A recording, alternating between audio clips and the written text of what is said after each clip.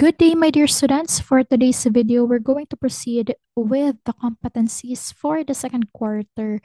And for the second quarter, the first learning competency will focus on quantities of different magnitudes, choosing appropriate units, and applying scientific notation. So, specifically, the learning competency that we wanted to target here is that you, my dear learners, should be able to determine and apply the appropriate metric units for various contexts, such as units for small and large quantities and scientific measurements.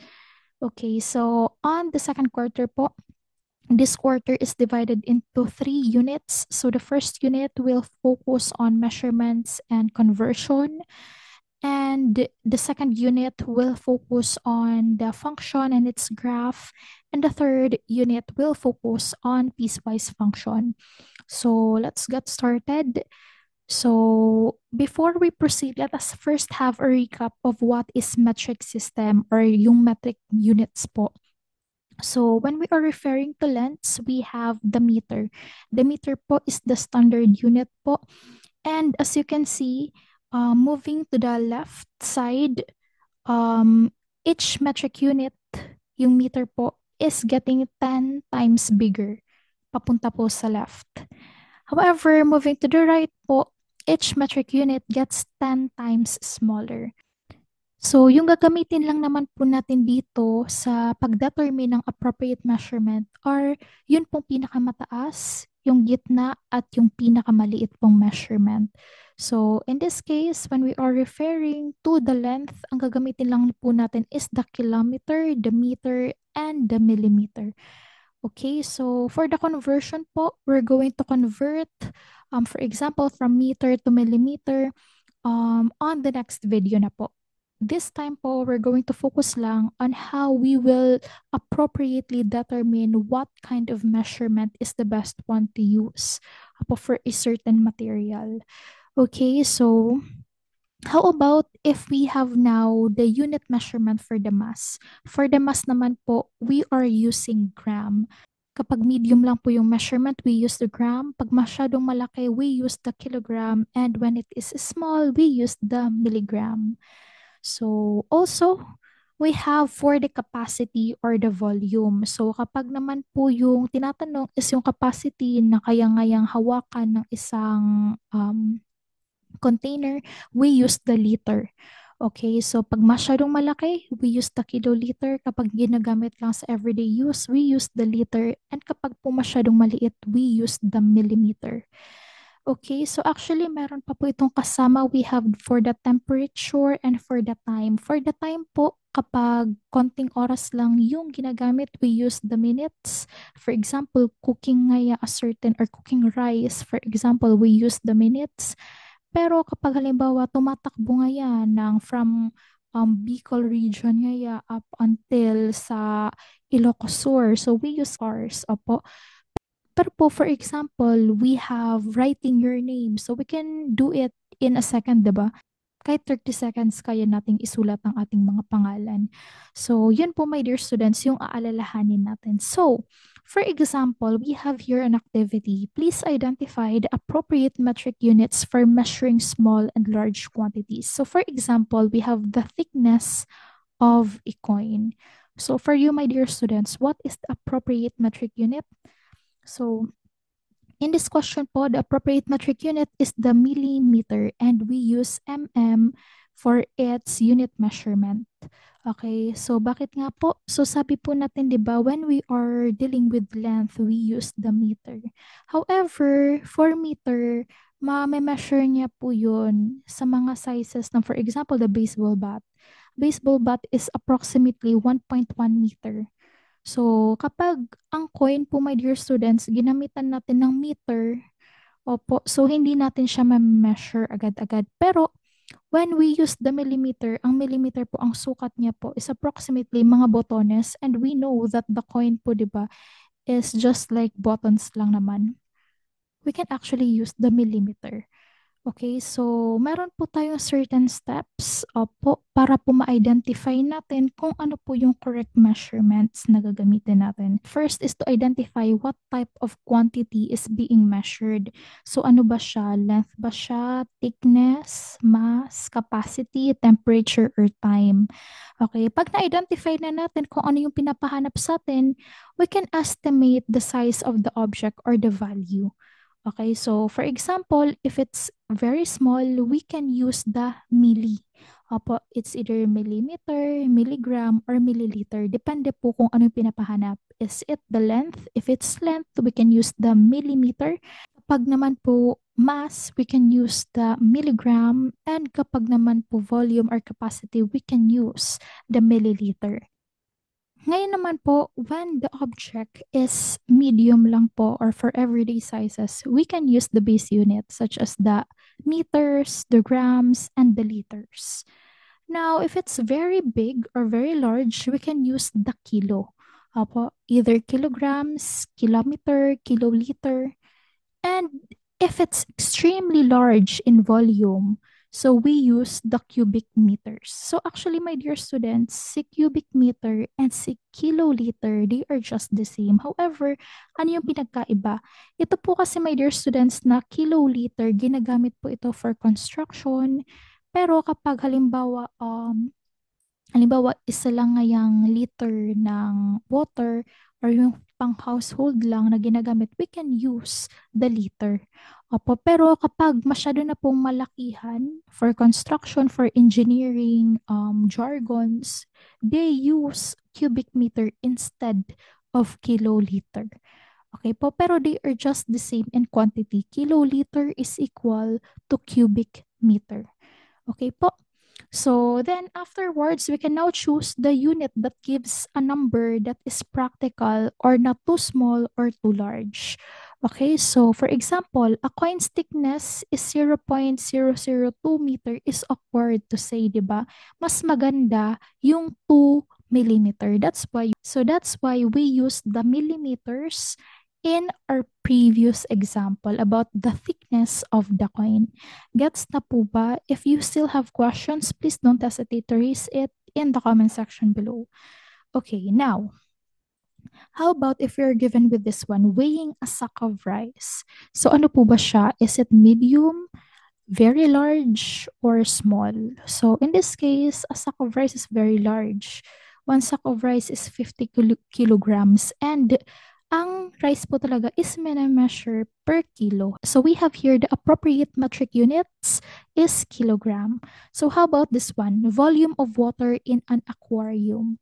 So ang aquarium po, my dear students, is maliit lang naman siya. So dun tayo sa basic. Okay, we have liter. Okay, how about this one? Distance of a marathon. So pag sinabi nating marathon, pang matagalan yan. At pag matagalan yan, ibig sabihin yan, kilometro po. Opo, so kilometro tayo or kilometers po kasi pang matagalan yan. Okay, so time it takes to cook instant noodles. Okay, so tayo po ba, pag nagkukook ng instant noodles or pag nagluluto ng instant noodles, masyado po bang matagal? Or madalian lang. So here po, we're going to use the minutes po. Opo, kasi hindi naman siya pwede sa hours. Kasi po pag hours, ano na yan, malata na yung noodles. Pero kapag seconds naman, baka hindi pa luto yung noodles. Okay, so minutes po or minute is the appropriate metric unit. Okay, how about the height of a classroom door? So, ang height po ng classroom door, hindi naman po siya masyadong mahaba. So, we're referring here to length. So, dun lang po tayo sa basic unit. So, that is meter. Nakukuha po ba, my dear students? Just identify if what is the size of the object. Is it too big, just a medium size, or too small? Okay, how about this one? Body temperature of a newborn baby. So, for a newborn baby, meron po tayong Celsius, apo degree Celsius. Actually, my dear students, there are three measurements for the temperature. We have the Celsius, the Fahrenheit, and also the Kelvin. However, the Celsius, my dear students, the unit measurement used in daily life in most countries, including the Philippines. Okay, so ginagamit siya sa weather reports, cooking, and everyday temperature measurements. Pero ang Fahrenheit, my dear students, ginagamit siya primarily sa United States. Okay? And Kelvin naman po, my dear students, ginagamit siya primarily sa mga science experiments and not on the daily life. Okay, so since ang body temperature of the newborn baby is for everyday use, we use the degree Celsius. Okay, so how about the mass of gold used in jewelry? So, di ba po yung mga jewelry natin is maliliit lang naman, yung kasya lang naman sa liig natin. Minsan hindi naman po siya umaabot ng masyadong mabibigat. Opo. So, actually, ang ginagamit natin dyan is gram. Opo. So, gram po, my dear students, yung iminumultiply natin sa kung gaano ka-pure yung carat ng gold. When we say 24 carats of gold, ibig sabihin po pure gold siya. So, how about this one? Volume of water in a swimming pool. So, this time, my dear students, masyado na siyang malaki. And when we are dealing with capacity or volume, it's either we use the liter. But this time po kasi construction siya, swimming pool. So, we use the cubic meter instead. Okay, instead of using kiloliters, which is acceptable also, but the more appropriate po na metric unit is the cubic meter. That's why we use here the cubic meter. Okay, how about this one? The capacity of the medicine bottle. So, di ba ang mga medicine bottle, nakalagay lang naman sila sa mga vials. And when we say capacity, liters din siya, di ba? At dahil naka-vials lang siya, hindi naman siya pangmalakihan. So, maliit lang po yan. So, we use the milliliters. Okay, so how about this one? Size of severe acute respiratory syndrome coronavirus 2 or the SARS-CoV-2, which is actually the whole cause or the virus po which causes the pandemic, di ba? So, paano naman, my dear students, if we have this kind of problem which is actually too small? So, as you can see, my dear students, some measurements in science like the size of the virus, the DNA strands, or the wavelength of light, are so small that even a millimeter is too big. So that's why scientists use the idea of nanometer. And according po to the study, SARS-CoV-2 has a diameter which can vary from 60 to 140 nanometers. And when we say nanometers, di ba po, my dear students, ang nonagon, ibig sabihin po meron siyang 9 sides. Ito naman po, my dear students, ibig sabihin meron din siyang 9 decimal places to the left, which will lead us also to the discussion of the scientific notation. Okay, when we say po 60 nanometers, so we have here 60. So dito po yung point niya. Ibig sabihin po, mag-move tayo to the left 9 times because this is nanometers. So 1, 2, 3, 4, 5, 6, 7, 8, 9. So 1, 2, 3, 4, 5, 6, 7, 8, 9. Okay, so ibig sabihin, my dear students, in decimal po, that will give us 60 nanometers is equal po to 0.000000060 meters. Going to change that or transform that into scientific notation, that will give us 60 times 10 raised to negative 9 meters. Okay, si pinaka-coefficient po natin, my dear students, may rules po sa scientific notation na kailangan po not greater than 10 po siya. So, ibig sabihin po, kailangan nagre-range lang siya ng 1 to 9. So, that's why, my dear students, we need to rewrite that as 6 times 10 raised to negative 8. Ibig sabihin, ito po, babawasan natin ng isa. Kaya mag-move ulit tayo to the left ng isa. So, ibig sabihin, ito, my dear students, madadagdagan siya actually. Pag dito po nagbawas tayo, ito po yung madadagdagan. Opo. So, madadagdagan ito ng 1. Magpa-plus 1 tayo dyan. Kaya naging negative 8. At ito po matatanggalan ng 0. Okay po ba? Okay po ba? Clear po ba? So, later po, we're going to have a lot of exercises in changing po from standard notation to scientific notation and vice versa. What's important is that at least now, you know, my dear students, na when the object is too small, that even millimeters is too big na, we use the idea of scientific notation to visually or to numerically represent those numbers even if it's too big or it's too small. Okay po?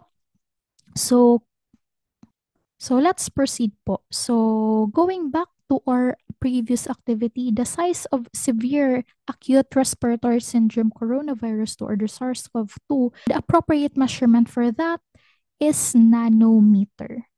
Okay, so my dear students, since natakal naman na po natin yung about scientific notation, let's define what is scientific notation. Scientific notation, my dear students, is a way of writing very large or very small numbers in a shorter and more convenient form using the powers of 10. To express that, we have a times 10 raised to n, wherein a, my dear students, is the coefficient.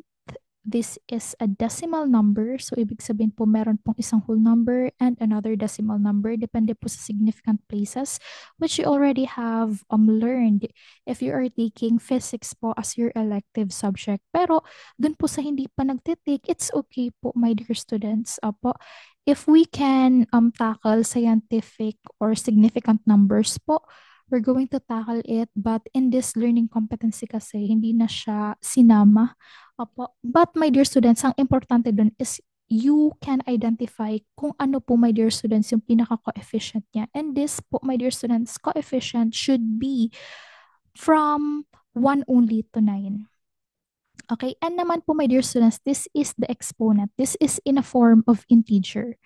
Okay, so may mga rules po tayo. Kanina po nasabi ko na we have the coefficient rule that the coefficient A, ito po, my dear students, must be greater than or equal to 1 but less than 10. Opo, so ibig sabihin, between lang siya kay 1 to 9. Ito po na coefficient natin. We also have the exponent rule. The exponent n tells how many places the decimal point move, okay? So, my dear students, if the original number is greater than 1, the exponent is positive. So, halimbawa po, we have 45,000. This is greater than 1. 45,000 is greater than 1. Dito po yung point niya. So, 1, 2, 3, 4. Opo. So, ito po, my dear students, dito tayo magpo-point kasi po 4, my dear students, is greater than 1 but less than 10. Kasi po, pag dito tayo nag-point, 45 is greater than 10 na. Hindi na po siya pwede as scientific notation. That's why, di ba, my dear students, this explains why 60 times 10 raised to negative 9 is not acceptable as the scientific notation for 60 nanometers. Kaya nga, di ba po, class, nagbawas tayo ng isa dito at nagdagdag tayo dito ng isa. So we have 6 times 10 raised to negative 8 is the most appropriate scientific notation for 60 nanometers. So ito, my dear students, 45,000 is equal to 4.5 times 10 raised to 4. Why? Nag-move po tayo ng 4 places. Going to the left tayo. If the original number is less than 1, the exponent is negative. Okay, so for example, we have here 0.00032. This is equal to 3.2 times 10 raised to negative 4. So, paano po nangyari? So, as you can see, the point po here, my dear students, is located here. So, kailangan po yung pinaka-number natin, yung pinaka-coefficient natin should be greater than 1 but less than 9. So, move natin 1, 2, 3, 4. So, dito po, my dear students, yung point niya. Kaya po, nagkaroon tayo ng 3.2 times ilang 10 po. Si 10 po lagi po siyang may 10 ang scientific notation. Times 10 raised to ilang beses naman po tayo, my dear students, nag-move. So, we have 4 times. This is why we have 4 here. Pero, this time we use the negative. Why negative? Because the original number is less than 1. Okay, yung tatandaan niyo lang, my dear students, kapag decimal po, yung itatransform natin, decimal going to scientific notation, lagi yan na negative. Pero kapag whole number going to scientific notation, that is always positive exponent. Clear po ba? Now, let's proceed Also, we have only one non-zero digit before the decimal. So for example, we have here this number. This is the Avogadro's number. So ang Avogadro's number, my dear students, if you can still remember in your chemistry, that is the number of particles per mole. So according to Avogadro, ganito po karaming particles sa isang mole. So if we're going to transform that into scientific notation, so this is greater, di ba po? Greater than 1 siya. Kaya po nandito yung point niya. So we have 1, 2, 3, 4, 5, 6, 7, 8, 9, 10, 11, 12, 13, 14, 15, 16, 17, 18, 19, 20, 21, 22, 23. Okay, bakit tayo nag-stop kay 6? Kasi po, my dear students, di ba sabi natin, according to our coefficient rule, the coefficient must be greater than or equal to 1 but less than 10. So kapag dito po tayo nag-stop, 60 is greater than 10. Kailangan po less than 10 tayo. That's why usog pa tayo ng isang beses. We have here 6 na. And 6 is less than 10 but greater than 1. So ibig sabihin po, yung scientific notation natin is 6.02. Okay, so nakalagay dito that only one non-zero digit. Okay, so si 0.2 siya lang po yung natatanging zero in between kay two non-zero digit natin. So, ibig sabihin po, we can rewrite this large Avogadro number into 6.02 times 10 raised to 23. Okay, this time, I want you to pause this video and please try to answer this one. Express each of the following numbers in scientific notation. So, sana po na-try na. So, you can check your own work po, my dear students. So, ito, i-identify lang natin kung negative ha. Ang exponent, alam natin na ito po ay negative exponent because this is decimal. Decimal, negative exponent tayo. So, move na natin. Ito po yung point. 1, 2, 3, 4. Okay, so si 8 po ba greater than 10 or less than 10? Less than 10 siya. Kaya nandito na yung point natin. So, we can write this as 8.29 times 10 tayo. Ilang beses po tayo nag-move? 1, 2, 3, 4. So, ibig sabihin, we have here negative 4. So, how about this one? 45,000. 45,000, my dear students, is greater than 1. So, ibig sabihin, positive dapat yung exponent nito. Dito po yung start ng point niya. So, 1, 2, 3, 4. Okay, so we have here 4.5 times 10 raised to positive 4 this time. How about this one? Nandito uli yung point niya. This is a whole number greater than 1. So meaning to say we have also a positive exponent. So we have 1, 2, 3, 4, 5, 6, 7. Now, my dear students, we have here 7.25 times 10 raised to 7 tayo. Because 1, 2, 3, 4, 5, 6, 7. Correct. Okay, how about this one? So, dito uli yung point natin. So, 1, 2, 3, 4, 5. Okay, so we have 6.8 times 10 raised to 5. And also, we have here, dito naman po, my dear students, this is decimal. Kaya alam natin na kapag itinurn natin siya into scientific notation, that is negative exponent. So we have 1, 2, 3, 4, 5, 6, 7 uli. So 9.4 times 10 raised to negative 7. So how about this one? So 1, 2, 3, 4, 5, 6. So we have 5.3 times 10 raised to negative 6. And this time, my dear students, ito naman po. So this is also a decimal. So ibig sabihin po negative pa rin. So 1, 2, 3, 4, 5, 6, 7, 8, 9, 10. Okay, so we have 6.7 times 10 raised to negative 10. Okay, how about this one? So we have 1, 2, 3, 4, 5, 6, 7, 8, 9.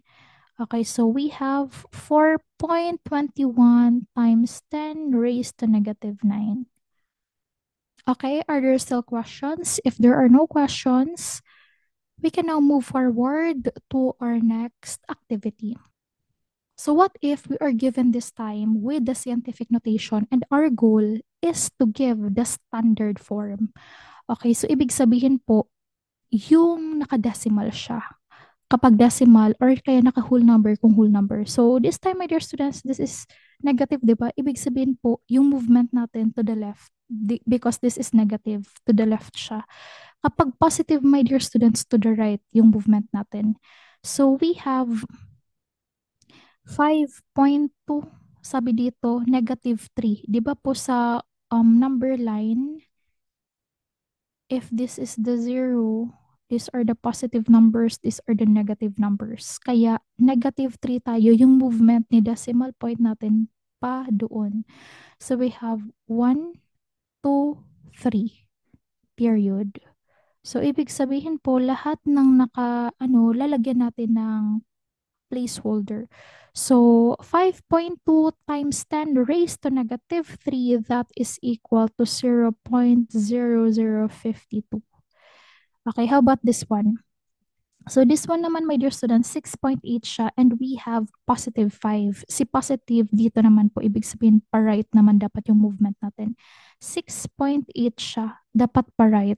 1, 2, 3, 4, 5. So, circle tayo.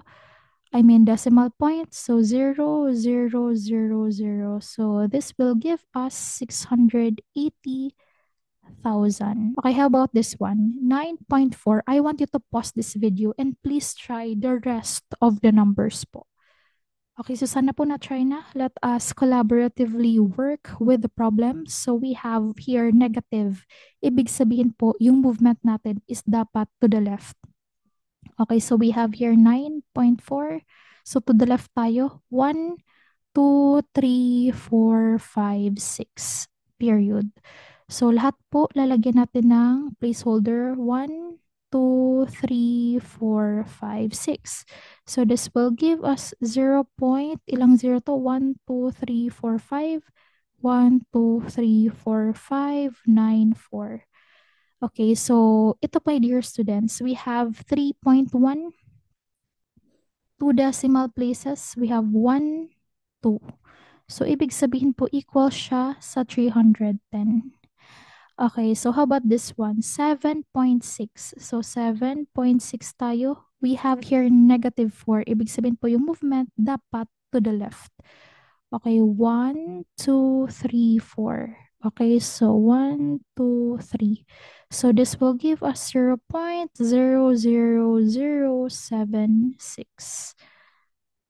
So how about this one? We have 4.9 times 10 raised to positive 3. Positive tayo, ibig sabihin to the right yung movement. 1, 2, 3. Okay, so 1, 2. So this will give us 49,000 or 4,900. 8.2 tayo. And the movement is negative 2. So ibig sabihin to the left tayo ng dalawang beses. We have 1, 2. So this will give us 0.082. And this time, 1.5 times 10 raised to 7. 7 places po tayo. We have 1, 2, 3, 4, 5, 6, 7. Period. Okay, lalagyan natin ng mga zeros. So this will give us 15 million. So this will give us 15 million. Okay, so how about if we are given with a word problem? A car travels at a speed of 1.2 times 10 raised to 2 kilometers per hour. If the total distance between two provinces is 3.6 times 10 raised to 3 kilometers, how many hours will it take to reach the destination? So we know, di ba, my dear students, that we have the given here, the given of speed, which is equal to 1.2 times 10 raised to 2 kilometers per hour. And also, we have the total distance between the two provinces. So we have here the distance of 3.6 times 10 raised to 3 kilometers. We are asked for how many hours? So, di ba po, in your physics, you know that the speed is equal to the distance over time. This time, we are asked for what is the distance. So, paano natin yan gagawin? We need, my dear students, to multiply time, cancel natin siya. So, we have TS is equal to distance. We are asked for what is the time. So, divide both sides din natin by the S. So, that time is equal this time with the distance over the speed. Okay. So, the time po, my dear students, the distance here is 3.6 times 10 raised to 3 kilometers. Over the time po, my dear students, or the speed natin, that is 1.2 times 10 raised to 2 kilometers per hour. Okay, so when we are dividing, my dear students, a scientific notation by another scientific notation, I want you to look this base 10 raised to a certain number as a variable. Yun po yung technique ni ma'am para hindi ako nahihilo. Ang gagawin po ni ma'am is itatry ko po, my dear students, na tignan itong whole problem na ito, na this is the coefficient and this is the variable. And considering po, di ba, na times 10, ito po yung mga variables ko. And I just need to apply the rules po of exponent. Opo. So, ibig sabihin po, yung answer natin may times 10 pa rin kasi po siya yung variable. Ganun ko po gustong tignan. And when we are dividing, my dear students, ano yung rules natin? 'Di ba? Subtract tayo. So, we have 3 minus 2. Okay, so ito makakancel na si kilometers, ang matitira na lang si hours. So, ibig sabihin po, 3.6 divided by 1.2, that is 3. So, ibig sabihin po, my dear students, the time is 3 times 10 raised to 1 hour, or that is actually equivalent lang. Ito, my dear students, this is actually acceptable. Pero pwede natin siyang sabihin na 3 times 10 hours. Or kaya naman better yung 30 hours na lang. Opo, my dear students, but that is how we divide a scientific notation by another scientific notation. Okay, how about this one? The Milky Way galaxy is approximately 1.0 times 10 raised to 5 light years across. So, if 1 light year is about 9.461 times 10 raised to 12 kilometers, estimate the diameter of the Milky Way in kilometers. We have here the given.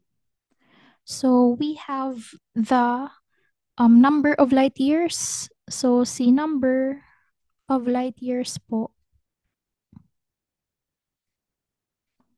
of Milky Way, MW tayo, is equal to 1.0 times 10 raised to 5 light years. We use Ly. And also, we have the distance per light year, di ba po?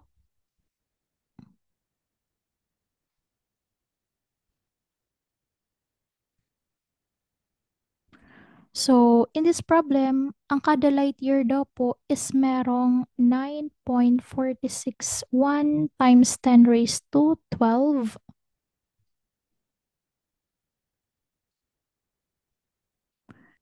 kilometer per light year.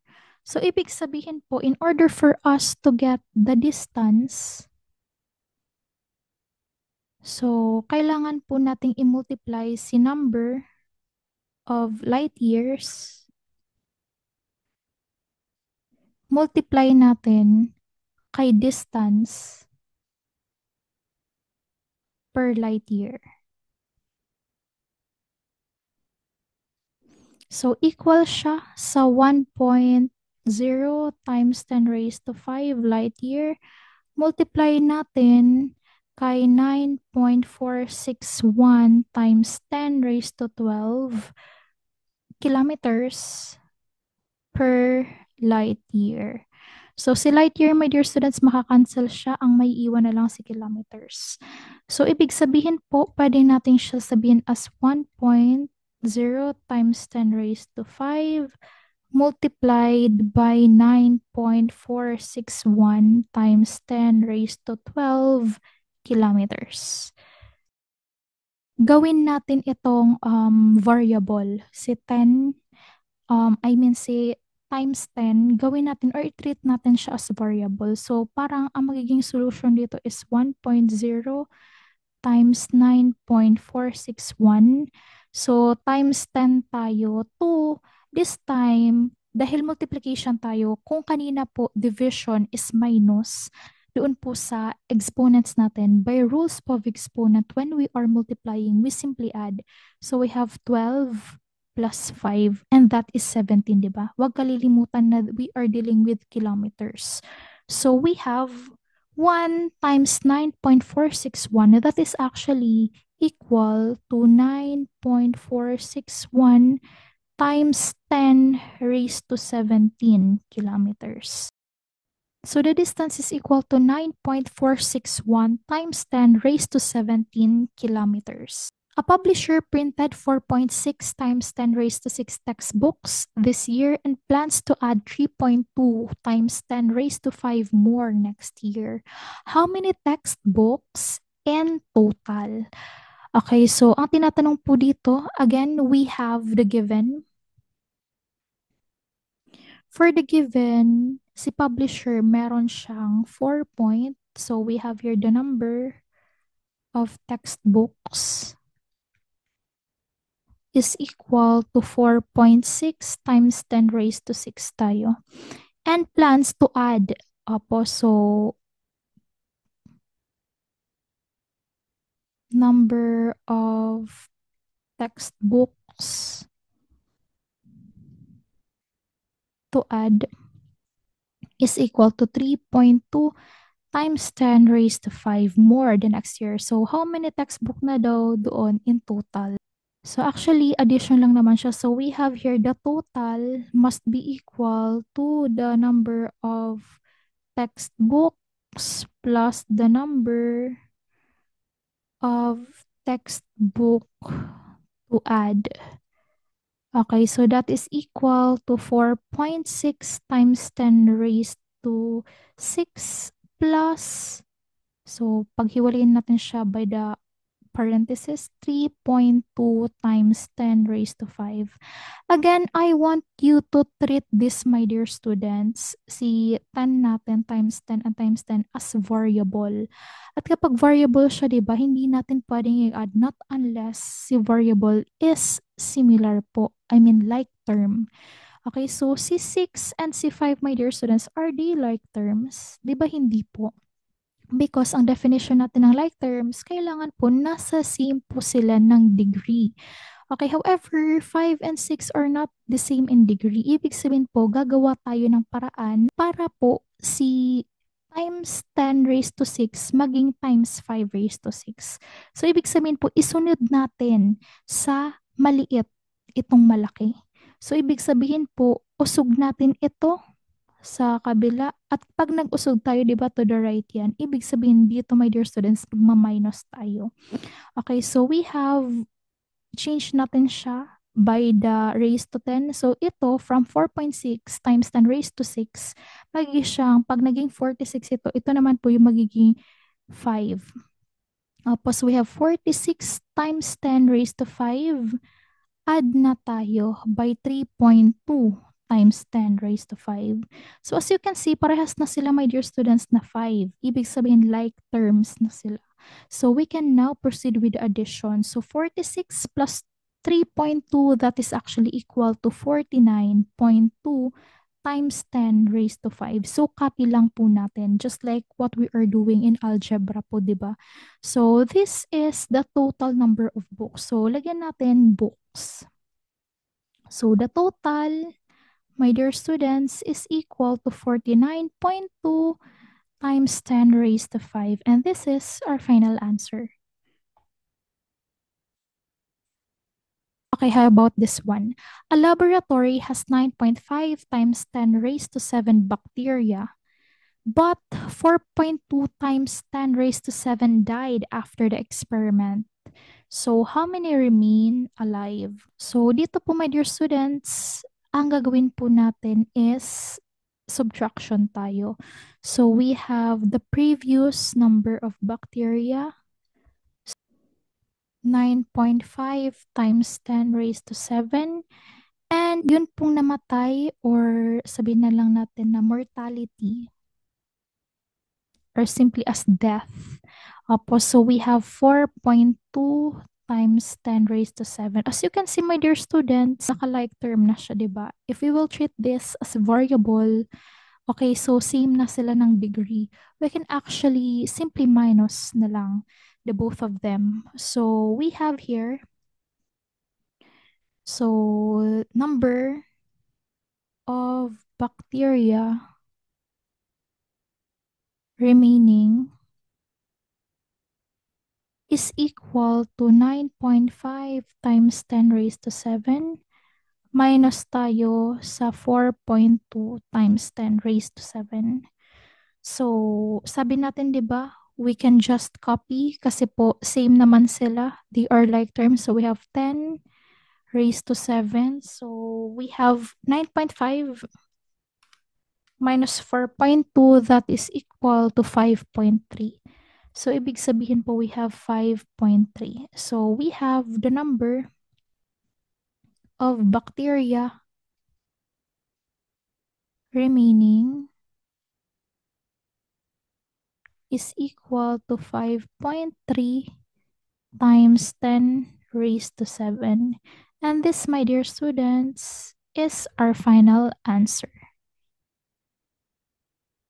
So that's it for today, my dear students. If you still have questions, please don't hesitate to comment down below. If you find this video helpful, please like and subscribe to my YouTube channel. So I'll see you in my next video. Goodbye po!